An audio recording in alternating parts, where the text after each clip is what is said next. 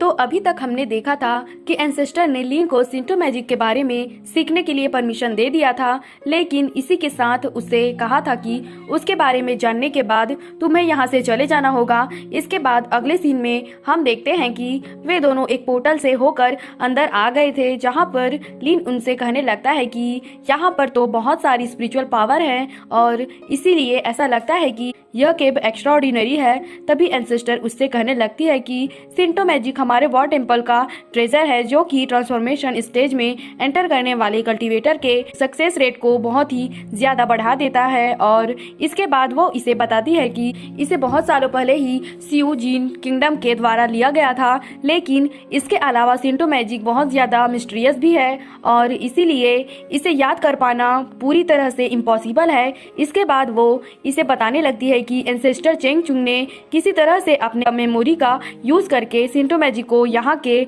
Stone tablet के ऊपर print किया था, लेकिन फिर इसके बाद वो एंगर के वजह से तुरंत ही वहाँ पर मर गया था। इसके बाद हम देखते हैं कि लिन भी यहाँ के स्टोन के टैबलेट को बड़े ध्यान से देखने लगता है, जहाँ पर कि एंसेस्टर चेंग चुंग ने अपने मेमोरी का यूज करके शिंटो मैजिक को बहुत ही आसानी से प्रिंट किया था, ताकि इस तरह से उनके आने वाले जनरेशन इसे प्रैक्टिस कर सके। लेकिन इसी के साथ उन्होंने कहा होता है कि इसके दौरान उनको बहुत ज्यादा केयरफुल भी होना होगा। इसके बाद लिन कहता है कि इसके कुछ कैरेक्टर को प्रिंट करना तो सच में बहुत ही ज्यादा डिफिकल्ट है। तब इसकी ऐसी बात सुनकर एंसेस्टर उससे कहती है कि शिंटो मैजिक सच में बहुत ही ज्यादा मिस्टीरियस है और इसीलिए मैं तुम्हें बता दूं कि तुम अपना अच्छे से ख्याल रखना। और अब इतनी बात कहने के बाद वो इस कैंप से बाहर चली जाती है, जिसके बाद हम देखते हैं कि लिन शिंटो मैजिक को प्रैक्टिस करने के लिए वहां पर बैठ गया था और फिर वह कहने लगता है कि अगर मैं इसके बेच से ट्रांसफॉर्मेशन में एंटर कर गया तब इस तरह से मुझे इसके लिए चुकाई गई कीमत के बारे में कोई भी चिंता नहीं होगी। इसके बाद हम देखते हैं कि वो शिंटो मैजिक को प्रैक्टिस करने के लिए कोशिश करने लगा था, लेकिन अब इसके दौरान उसे पता चलता है कि इसे प्रैक्टिस कर पाना इतना आसान भी नहीं होता। लेकिन तभी उसे पता चलता है कि यह तो असल में एक लॉ है जो कि मेमोरी को ब्लॉक कर रहा है, जिसके वजह से शिंटो मैजिक को समझ पाना तो आसान है, लेकिन इसके बाद भी चेंग चुंग ने किसी तरह से इसके बारे में याद करके इसे यहाँ पर प्रिंट कर दिया, जिसके लिए उन्होंने जरूर ही बहुत ज्यादा मेहनत की होगी। तो अभी इसी बीच हम देखते हैं कि लीगू भी बाहर आ गया था और वो लिन को देखकर कहने लगता है कि यह तो किसी बहुत बड़े प्रॉब्लम में है और इसीलिए वो सोचने लगता है कि इसे मारने के लिए यही सबसे अच्छा टाइम है। इसके बाद हम देखते हैं कि यहाँ पर वो अपने किसी सीक्रेट टेक्निक का यूज करने लगा था और इस तरह से वो अपने मदद के लिए अपने हुइंग सेक्ट के लोगों को बुलाने लगा था।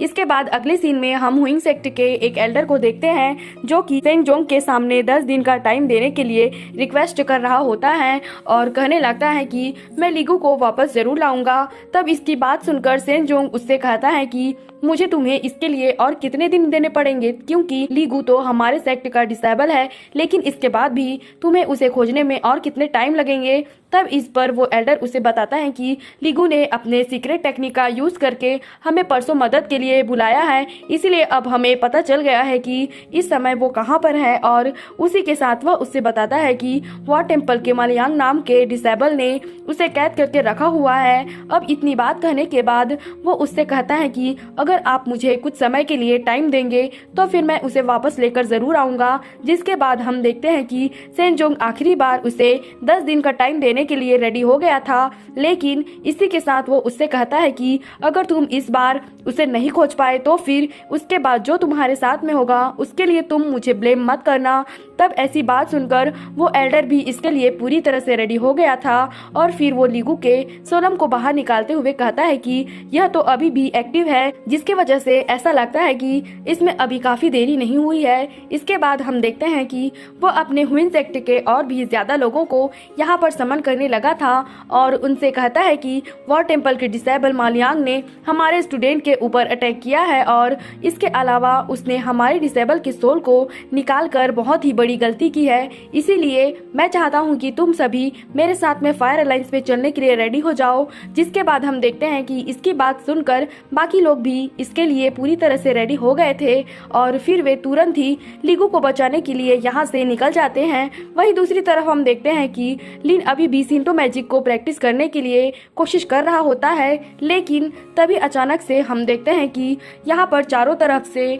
बहुत सारी एनर्जी आने लगती है और अब इस तरह से हम देखते हैं कि एंसेस्टर चेंग चुंग के बहुत सारे क्लोन यहाँ पर उसके सामने आ गए थे और फिर इसके कुछ देर बाद वे आपस में कंबाइन भी हो जाते हैं। तब इसे देखकर लिन कहने लगता है कि शायद यही सिंटो मैजिक है जिसमें कि क्लोन को क्रिएट करके मेन बॉडी के रूप में एक साथ में प्रैक्टिस करना होता है और फिर जैसे ही बेबी का जन्म होगा वो बॉडी के साथ में आ जाएगा। अब इसके बारे में सोचकर वो कहने लगता है कि इस तरह से नेचुरल सक्सेस रेट काफी ज्यादा बढ़ गई है, लेकिन असल में बॉडी कल्टीवेशन के लिए भी मेरे पास में इनफ मैजिक पिल नहीं है। अब इसके बारे में सोचकर वो परेशान होते हुए कहता है कि क्लोन को कल्टीवेट करना किस तरह से पॉसिबल होगा। इसके बाद हम देखते हैं कि वो अपने कॉन्शियसनेस को एक पोर्टल के अंदर भेजता है जहाँ पर कि असल में चेन चुंग का स्केलेटन पड़ा हुआ था। जिसके बाद हम देखते हैं कि लिन भी तुरंत उनको ग्रीट करने लगता है और कहने लगता है कि मैं आपके इस अलाइनमेंट के लिए आपका बहुत ही ग्रेटफुल हूँ। इसके बाद लिन सोचता है कि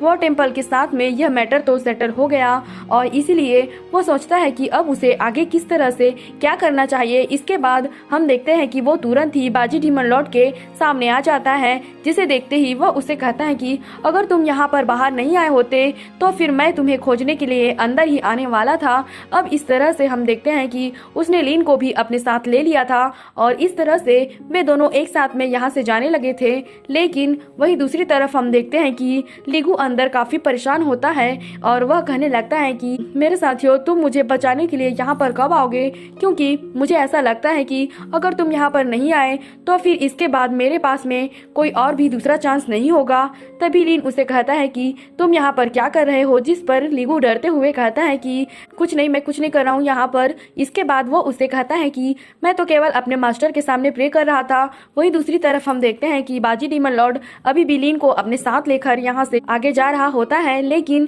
तभी अचानक से इनके सामने कोई बहुत सारी पावर जनरेट होने लगती है और हम देखते हैं कि इसके अंदर से यहाँ पर बहुत सारे पिलर बाहर आने लगते हैं। लेकिन वहीं दूसरी तरफ हम देखते हैं कि लिन को इसके बारे में कोई भी चिंता नहीं होती और तभी लीगू कह रहा होता है कि आखिरकार वे सभी यहाँ पर आ गए। तभी इसी बीच हम देखते हैं कि वो एल्डर अपने बहुत सारे लोगों के साथ में इनके सामने आ गया था, जिसे देखते ही लीगू तुरंत उनके सामने रिक्वेस्ट करने लगता है और कहने लगता है कि मेरे साथियों तुम मुझे आकर यहाँ पर बचा लो। तभी वो एल्डर लिन से पूछता है कि क्या तुम्हें पता है कि तुमने कौन सी गलती की है, लेकिन उस पर लिन उससे कहता है कि मैं तो इसके बारे में कुछ भी नहीं जानता। जिसके बाद हम देखते हैं कि वो एल्डर इनके ऐसी बातों को सुनकर इसके ऊपर काफी ज्यादा गुस्सा हो जाता है और फिर वो तुरंत ही अपने पावर का यूज करके इसके ऊपर अटैक करने के लिए भी रेडी हो गया था। लेकिन तभी हम देखते हैं कि बाजी डीमन लॉर्ड ने अपने पावर का यूज करके इसके अटैक को बहुत ही आसानी से डिस्ट्रॉय कर दिया था, जिसे देखते ही वे सभी पूरी तरह से हैरान हो जाते हैं। तभी बाजी डीमन लॉर्ड इनसे कहने लगता है कि टोगो इंसेक्ट वाले तुम तो ना ही इंसान हो और ना ही घोस्ट हो। इसके बाद वो एल्डर से पूछने लगता है कि तुम यहाँ पर किस लिए आए हो। तब इस पर वो एल्डर बताता है कि मालियांग ने कॉल्फ इंसेक्ट के एक डिसेबल को मार दिया है और इस तरह से इसने लीगू के सोल को बाहर निकाल लिया है और इसीलिए आज मैं मालियांग को अपने साथ लेकर यहाँ से जाने के लिए आया हूँ। तब इसकी ऐसी बात सुनकर बाजी डीमन लॉर्ड लिन से पूछने लगता है कि क्या सच में तुमने ऐसा किया है। लेकिन इस पर लिन इसे कहता है कि मुझे इसमें फंसाया जा रहा है और यह बात तो पूरी तरह से बकवास है। तभी इसी बीच हम देखते हैं कि लीगू भी इसके ऊपर काफी गुस्सा हो गया था और कहने लगता है कि बकवास मैं नहीं तुम कर रहे हो। जिसके बाद हम देखते हैं कि बाजी डीमन लॉर्ड उस एल्डर की बात मानने के लिए रेडी नहीं होता और फिर उससे कहने लगता है कि अगर ऐसी बात है तो तुम मेरे सामने से हट जाओ। लेकिन इसके बाद भी हम देखते हैं कि वो एल्डर इसकी बात मानने के लिए रेडी नहीं होता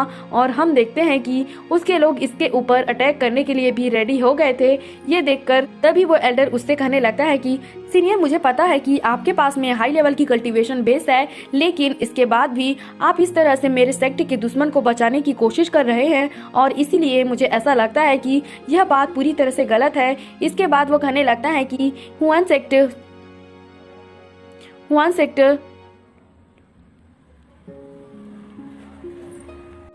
हुइन सेक्ट सबसे बड़ा सेक्ट है, जिसके अलावा आज यहाँ पर फाइट करने के लिए नेशन सोल वाले 8 कल्टीवेटर आए हुए हैं। इसीलिए मुझे ऐसा लगता है कि आपको भी इसके बारे में बहुत ही अच्छे से पता होगा। लेकिन क्या इसके बाद भी आपने डिसाइड कर लिया है कि आप उसे प्रोटेक्ट करना चाहते हैं? जो सीन दिखाते हुए यह एपिसोड यहीं पर खत्म हो जाता है, तो आपको क्या लगता है कि वो एल्डर लिन को अपने साथ ले जा पाएगा या नहीं? इसके लिए कमेंट करके ज़रूर बताना। और अगर आप अगला एपिसोड भी देखना चाहते हो तो हमारे चैनल को सब्सक्राइब और लाइक ज़रूर करना।